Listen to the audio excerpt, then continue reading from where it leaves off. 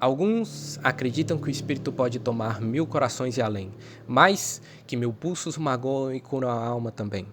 É uma ideia tão simples e de tantas facetas, tão mundana, mas tão ambiciosa, cognoscível, obscura, difícil de contornar. É o instinto do cético refutá-la e a natureza do aflito sofrê-la.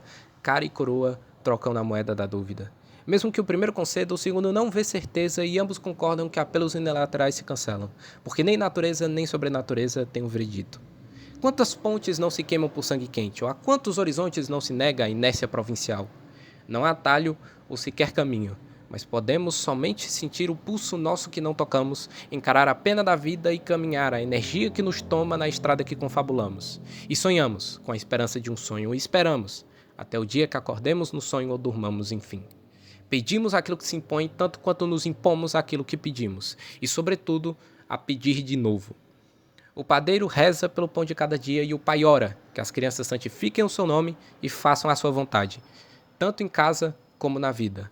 Negaremos que é o aperto do coração que revitaliza o espírito? Diremos que o amor está nas entranhas? Ou ainda podemos negar que há algo de sublime no corpo, ou não é o prazer da carne que afirma a vida? Eu nunca quis perguntar, mas eu nasci estrangeiro e preciso de direções, e não é essa a maior de todas as interrogações? Por que devemos perguntar por quê? A questão candente é o próprio inferno, e caçar a resposta é o nosso pecado. Nós devemos queimar. Meu espírito é conservador, mas o meu coração revolucionário, ou um confrontador covarde? O espírito tem um dever e o coração o direito de bater? É assim que nos angustiamos por omissão, nos convencendo sem razão que a dor do parto tem razão de ser?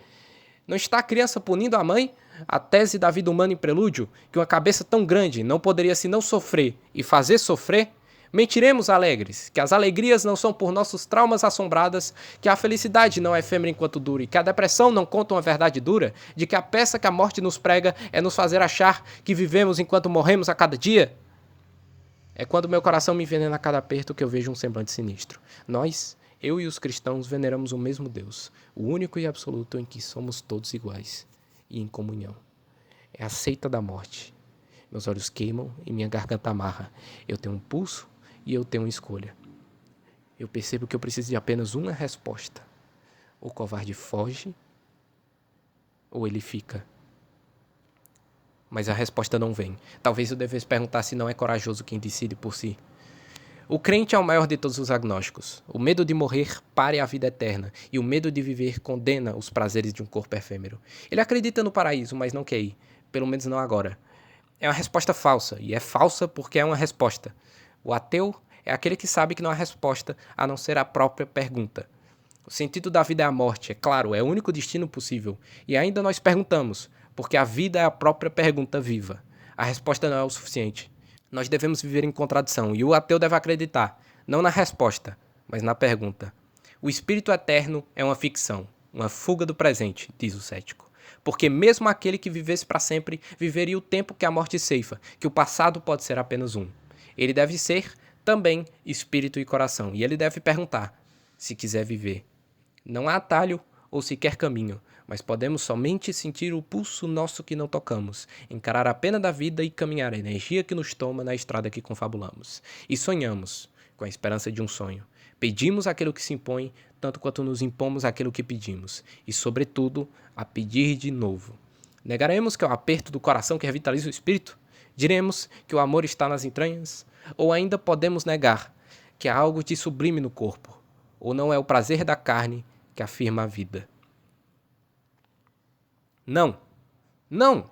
E de uma vez por todas, não. É essa a vitória por que luta um ateu? Uma justiça barganhada? Um ideal acima de tudo e um chão aos nossos pés? Uma cabeça cheia de esperança e mãos vazias de poder? Não a revolução completa, mas uma circunnavegação? Um heroísmo trágico? Em mais palavras, consagrar o dia a dia apesar de tudo e tolerar o que for, o resultado mesmo de toda uma odisseia em girar mais um amanhecer, rogar aos condenados à pena e aos flagelados da vida e do mundo que peçam aquilo que se impõe? Que revolucionário é esse que carrega a própria cruz?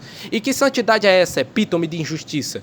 O que estamos esperando? Ressuscitar ao terceiro dia? A pergunta é uma fuga do dever, é uma fuga do futuro, protesta o aflito. Porque mesmo aquele que perguntasse para viver, comeria o pão do trigo que mãos ceifam. Ele pode ser espírito apenas porque outros lhe fazem o corpo, e ele vive perguntando enquanto outros morrem respondendo. Estamos aqui com os calos do caminho que encontramos todos os dias e dos atalhos que fazemos para que não colapsem os que tropeçam. Tocamos o nosso pulso num ritmo de vigor renegado e fugimos o quanto podemos dessa dança macabra. Não é outorga, mas conquista, e a todos os corpos nossos humilhados, judiados e soterrados, e por todos os corpos que nos amam, nos curam e nos velam, devemos uma revolução, e devemos trazer os poderes dos senhores e os carrascos perante o conselho dos iguais. Uma revolta, sim, contra o governo, mas sobretudo contra ser governado. A dignidade do sujeito é anarquista, acima de ser sujeitado. Eu abraço o corpo com orgulho, ao invés dos que se cobrem com espírito de vergonha. Então vociferam seus sermões e homilias com essa túnica de rei. Revolucionário mesmo, se for preciso definir, é quem revoga o mandato do céu.